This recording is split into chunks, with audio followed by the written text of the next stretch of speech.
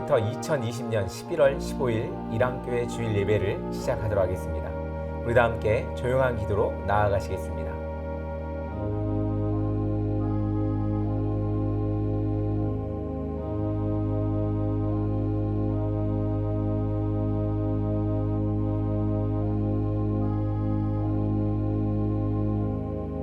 지금 이 시간은 사도신경으로 우리의 신앙을 고백하는 시간입니다. 우리 다 함께 사도신경으로 신앙 고백하며 나아가겠습니다.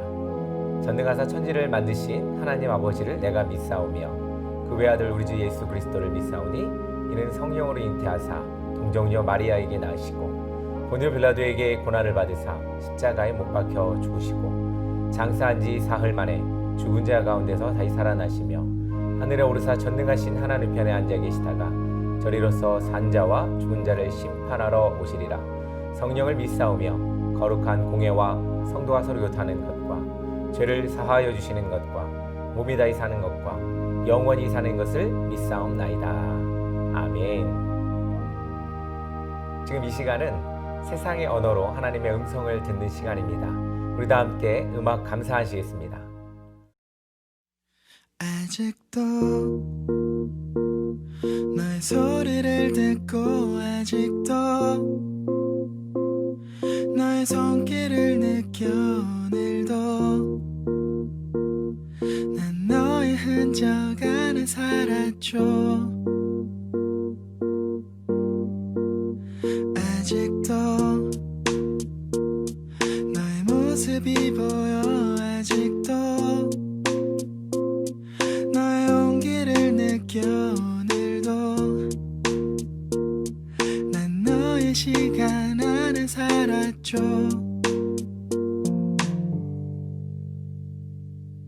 길을 지나는 어떤 낯선 이의 모습 속에도 바람을 타고 쓸쓸히 춤추는 저 낙엽 위에도 뺨을 스치는 어느 저녁의 그 공기 속에도 내가 보고 듣고 느끼는 모든 것에 네가 있어. 그래 어떤가요 그댄 어떤가요 그댄 당신도 나와 같나요 어떤가요 그댄 지금도 난 너를 느끼죠. 이렇게 너를 부르는 지금 이 순간도 난 그대가 보여. 내일도 난 너를 보겠죠. 내일도 난 너를 듣겠죠. 내일도 모든 게 오늘 하루와 같겠죠.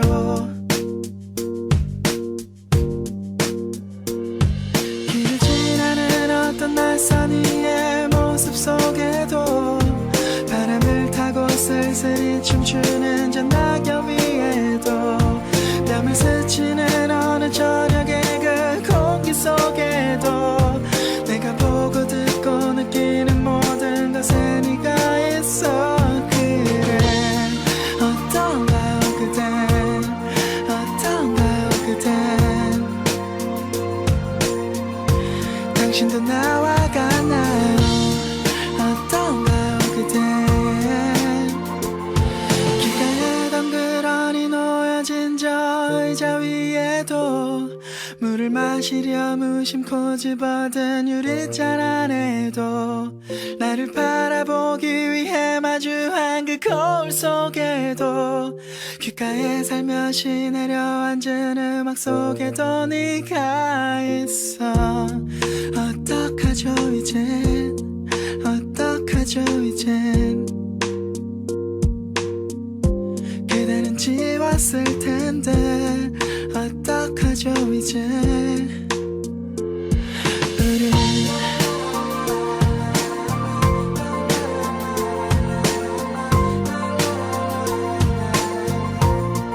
어떡하죠 이젠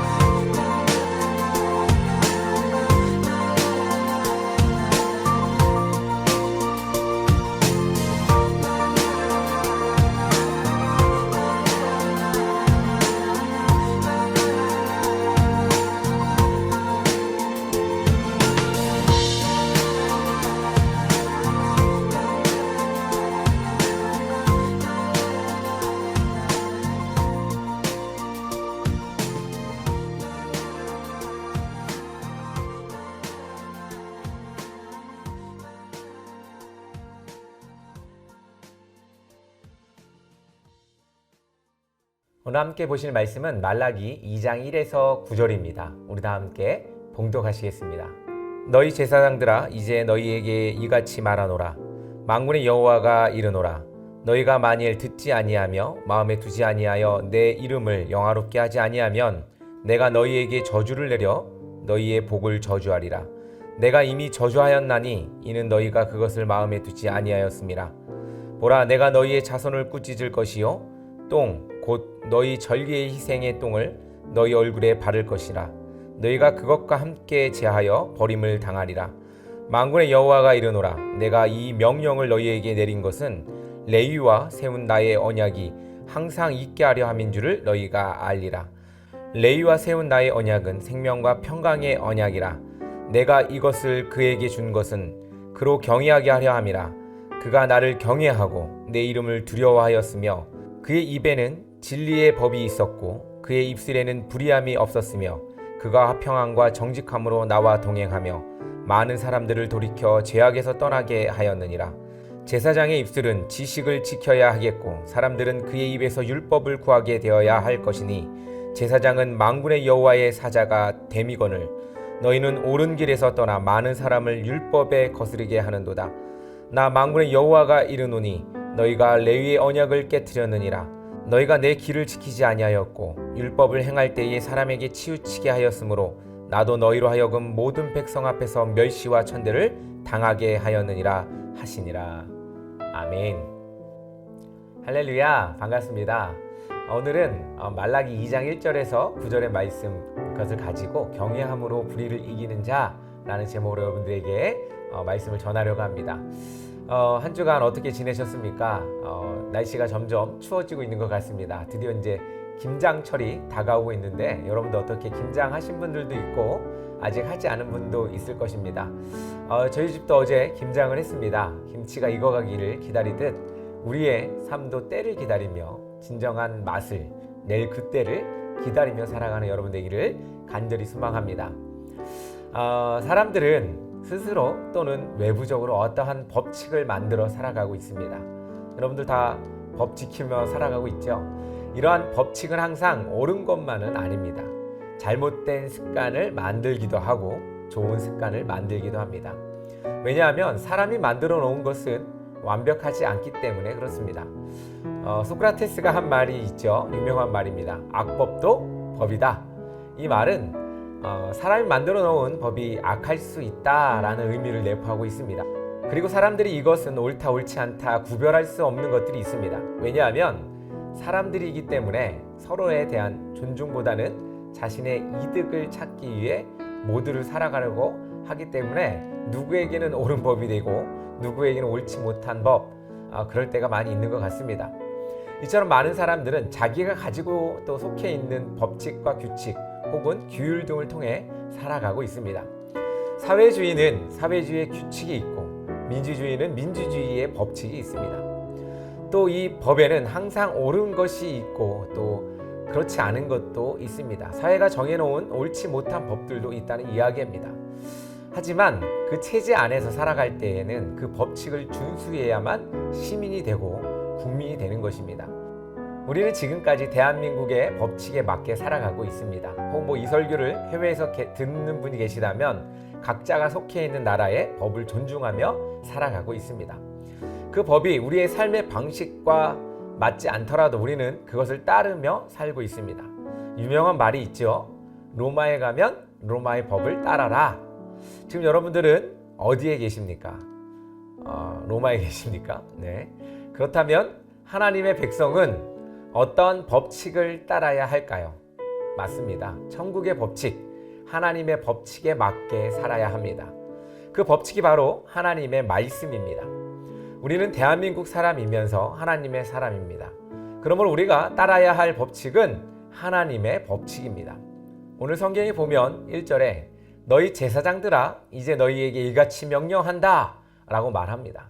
하나님의 법칙에 서문과 같이 선포하는 절입니다. 여기서 제사장은 누구입니까? 신약 이후의 시대에는 바로 우리가 제사장이 되는 것입니다. 왕같은 제사장, 거룩한 백성.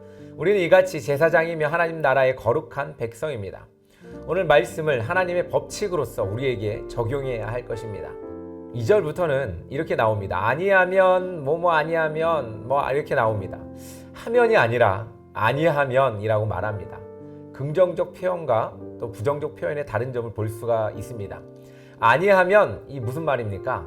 이 말은 해야 하는데도 불구하고 그렇게 하지 않으면 이라는 말을 내포하고 있습니다.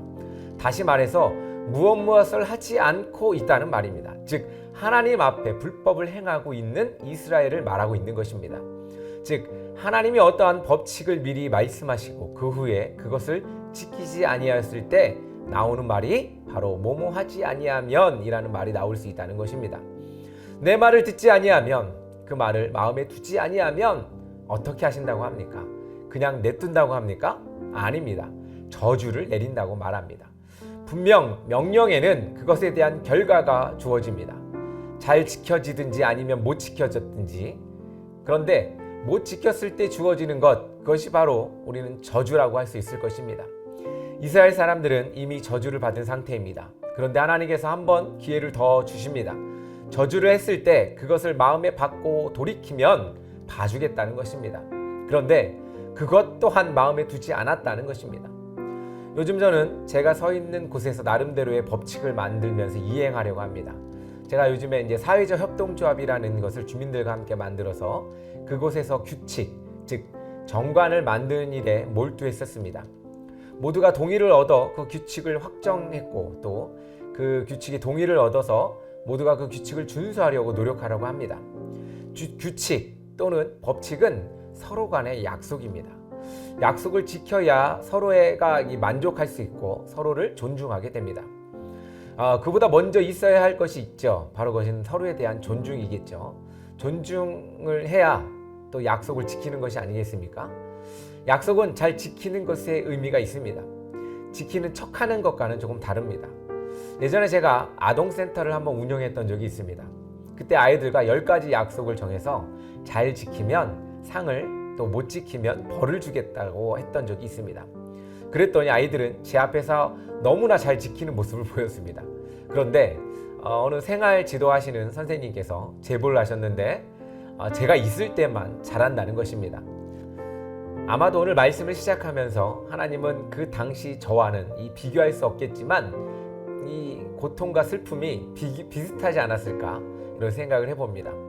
그러나 하나님은 이스라엘 사람들에게 여러 번의 기회를 이미 줬습니다. 계속 반복되는 죄악은 하나님을 어떻게 합니까? 노하게 하였습니다. 우리가 생각하는 신은 사람들의 생각에 한정할 수밖에 없습니다. 그럼에도 불구하고 하나님은 사람들에게 분노하는 모습으로 나타납니다. 오늘 말씀에 얼굴에 똥칠해서 버리겠다, 즉 감출 수 없을 만큼의 수치심과 더러운 것으로 간주하여 버리겠다라고 말합니다. 왜 이러한 심한 말씀을 하셨고 그 말씀을 왜 성경에 기록했을까요? 잘 생각해 보면 하나님이 얼마나 자비하시고 사랑이 많으신지 저는 그 말씀에 더 느낄 수가 있었습니다. 우리의 인생은 한 번입니다. 이 인생의 이 짧은 기간에 우리가 하나님께 잘한들 얼마나 잘하겠습니까? 그런데 그 짧은 인생은 다시 돌아오지 않을 뿐더러 이 짧은 인생이 우리의 삶을 결정지은다는 것을 저는 여러 번 여러분들에게 강조했습니다. 우리가 어떻게 하나님 앞에 노력하며 살았느냐에 따라서 우리의 영원한 삶이 결정지게 됩니다. 여러분들 군대 다들 아시겠죠? 군대 이야기 하도 많이 들으셔서 아시는 분도 있고 경험해서 아시는 분도 있지요. 훈련이라는 게 있어요. 군대에 갔다 온 애들은 항상 이 이야기를 입에 달고 살죠. 그런데 왜 우리는 훈련을 할까? 이것은 바로 대비태세를 완비하기 위해서 합니다. 군대뿐 아니라 우리 생활 속에서 가끔 훈련하는 것들이 있죠. 재난훈련, 화재훈련, 응급훈련 등 다양한 훈련들을 합니다. 이 모든 것들은 상황을 예비해서 미리 익히고 실수하지 않기 위해서 합니다. 왜 실수하지 않으려고 합니까? 위험한 상황은 되돌릴 수 없기 때문입니다. 우리의 인생도 그렇습니다. 우리가 삶의 경험을 쌓고 지혜를 쌓아가는 이유도 인생의 연습이 없기 때문이 아닌가 생각해 봅니다. 계속해서 우리의 삶은 쌓이게 됩니다. 더러운 것으로 취급되어 버려질 것인가? 아니면 하나님의 귀한 자녀로 대우받으면서 살 것인가? 지금 우리는 무엇을 우리의 삶의 경험으로 쌓고 있습니까? 사랑하는 성도 여러분, 여러분들의 삶을 통해 차곡차곡 쌓인 신앙의 삶을 쌓으시기 바랍니다. 아직도 풀지 못한 것들이 있다면 하나님께 진심으로 내어놓으시고 새롭게 됨으로 하나님께 좋은 자녀로 비춰질 수 있도록 여러분들이 그렇게 나아가시기를 간절히 소망합니다. 일단 우리의 삶을 돌아보고 하나님을 경외하는 삶을 통해 우리에게 복을 주심을 발견하시기를 간절히 소망합니다. 또한 많은 사람들은 하나님께 복을 기원하지만 그 복의 근본적인 조건이 바로 하나님을 경외할 때 주어지는 것임을 우리는 잊지 말아야 할 것입니다. 우리 4절에 보면 레위와 세운 언약, 이 레위라는 말은 제사장 혹은 모세를 지칭하는 말이기도 합니다. 모세를 통해 세운 언약을 준 이유에 대해서 5에서 6절에 잘 설명하고 있습니다. 레위와 세운 언약이 생명과 평강의 언약이라는 것입니다. 이것은 결과를 말하고 있는 것입니다. 너희가 내 언약, 즉 모세와 세운 언약을 잘 지키면 너희에게 생명을 보장하고 평강을 보장해 주겠다 라는 것입니다. 그 생명과 평강의 언약은 바로 하나님을 경외하는 것으로 나오게 됩니다. 앞서 기록되어 있듯이 2장 1절에 복을 저주한다는 것은 바로 하나님을 경외하지 않는다면 너희에게 주었던 생명과 평강의 언약을 이제는 주지 않겠다는 것입니다. 경외하는 것의 다른 의미는 5절의 마지막 부분에 말하고 있듯이 바로 하나님을 두려워하는 것에 있어야 합니다. 이 두려움이 무서움과는 조금 다른 의미입니다. 두려움이란 우리가 넘어설 수 없는 그 무엇을 뜻합니다. 우리가 넘어설 수 없는 것, 전능하신 하나님의 위대함을 바라보는 것이 바로 이 두려움입니다. 자연의 웅장함을 보면 무엇이 느껴집니까? 광대함과 위대함을 느끼지 않습니까? 그러면서도 우리는 하나의 두려움을 갖게 됩니다. 우리가 작은 존재이고 우리가 힘이 한계가 있음을 우리 스스로가 느끼게 될 때 우리는 두려움을 느끼게 됩니다. 하나님을 보는 두려움은 바로 이런 것입니다. 무서워서가 아니라 그의 크심을 보고 나의 작음을 직시할 때 주어지는 두려움입니다. 모든 법에는 권위라는 것이 있습니다. 하나님의 법의 권위에 자복하고 순복하는 것은 바로 경외함과 두려움입니다.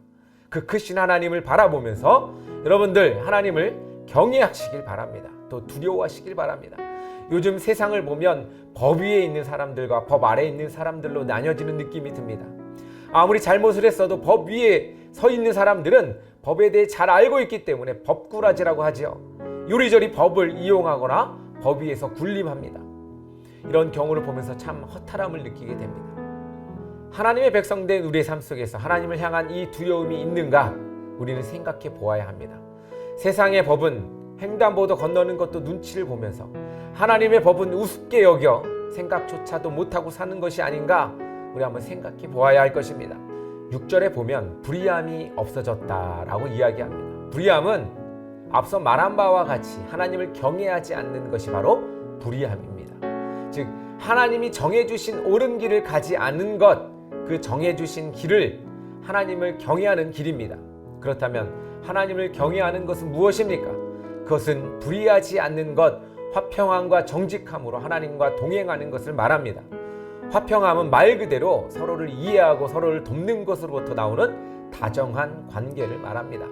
즉 이타적인 삶을 통해 얻어질 수 있는 것입니다. 또한 정직함은 무엇입니까?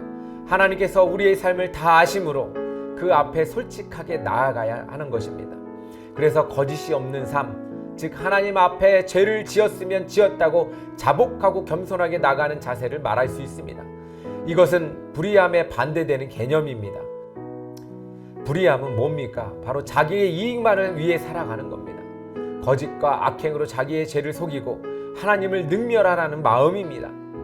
모세는 혹은 처음 출애굽한 세대 사람들에는 하나님을 경외하고 두려워하였습니다. 그리하여서 그들은 매번 제약 가운데서 돌아올 수가 있었고 하나님의 용서는 계속해서 이루어질 수 있었습니다. 시간이 지나고 이제 한 역사가 되어버린 모세의 출애굽, 사사들의 통치, 다윗의 왕정 등 그들은 하나님을 경외하였으므로 또한 불의함과 멀어질 수 있었습니다. 그러나 더 이상 이스라엘 사람들에게는 이젠 하나의 신화처럼 되어버린 하나님의 법칙에 근거한 모든 것이 이제는 한낱 역사가 되어버렸고 그냥 이야기가 되어버렸습니다. 그리고 하나님을 경외하는 것을 잃어버리고 살아갑니다. 하나님이 우리를 부르신 목적은 바로 하나님을 경외하기 위함입니다. 하나님이 이스라엘을 부르신 목적도 하나님을 경외하기 위함입니다. 그리고 그 경외함으로 얻을 수 있는 것은 바로 죄악에서 떠나는 복을 얻게 되는 것입니다. 죄악에서 떠나게 되는 복을 이제 여러분들이 누려야 할 것입니다. 이것이 바로 왕같은 제사장이요 거룩한 백성이 될 수 있는 하나님의 법칙인 것입니다.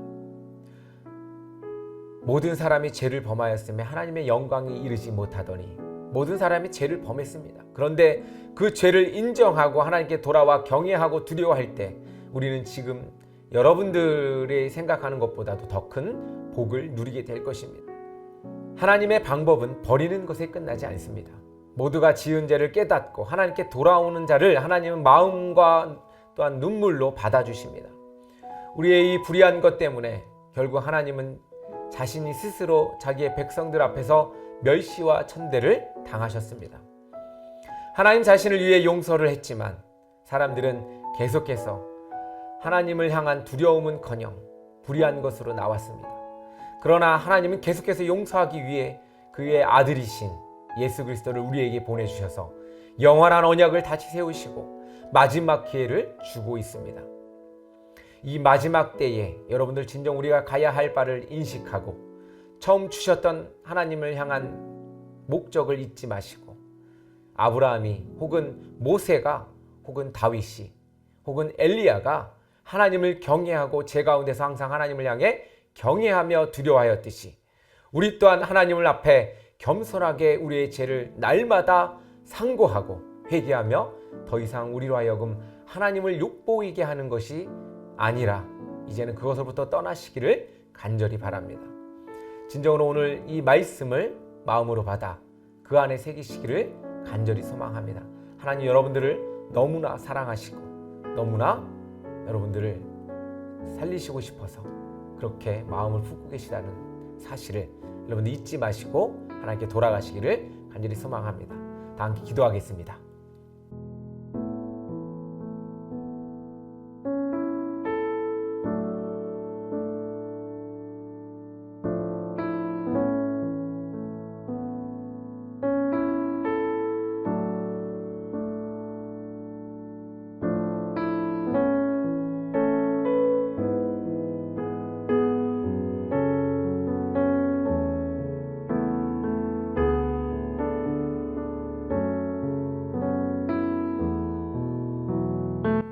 반갑습니다 여러분. 한 주간 어떻게 잘 지내셨습니까? 이 함께는 계속해서 이렇게 온라인과 오프라인으로 예배를 드리고 있습니다. 여러분들 함께 동행함이 너무나 기쁘고 행복합니다. 어떤 분이 이야기하시더라고요. 어떻게 그렇게 매일 또 매주 설교를 올리냐고. 여러분들 향한 마음이 저에게 있습니다. 또한 하나님께 향한 마음이 저에게 있습니다. 함께 동행해 주시고 함께 걸어가 주시는 여러분의 길을 간절히 소망합니다. 저희 일환교회는 또한 찾아가는 예배와 또한 지역사회를 위해서 계속해서 봉사하며 나가고 있습니다. 여러분들 기억하여 주시고 함께 기도해 주시며 함께 동행해 주시기를 바랍니다. 날씨가 점점 추워지고 있습니다. 감기 걸리지 않도록 여러분들 건강 주의하시기 바라시고 또 코로나19 여러분들 더 심해지고 있죠. 여러분들 마스크 잘 차셔서 벌금도 안 내시고 또 그렇게 보내시는 여러분 되기를 바랍니다. 주변을 돌아보시고 어려운 자들이 있나 살피는 여러분 되기를 간절히 소망합니다. 여러분들 또 다음 주에 만나 뵙도록 하고 우리 음악으로 또한 찬양으로 주님께 나아가겠습니다. 감사합니다. 다음 주에 뵙도록 하겠습니다.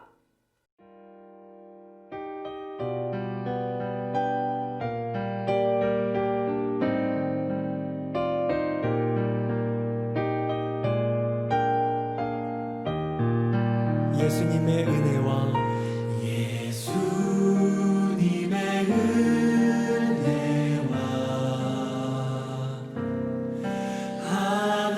하나님의 사랑과 성령님의 사귐이 우리와 함께하기를. 한 번 더 축복하며 예수님의 은혜와 하나님의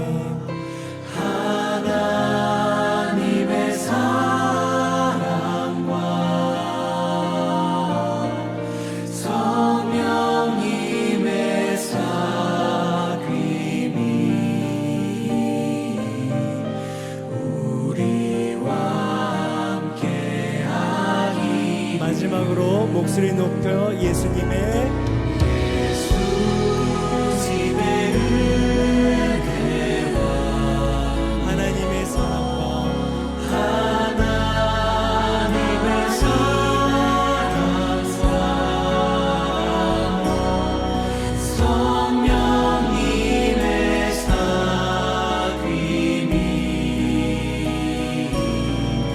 우리와 함께하기를 마음 담아 정직한 마음으로 기도합니다.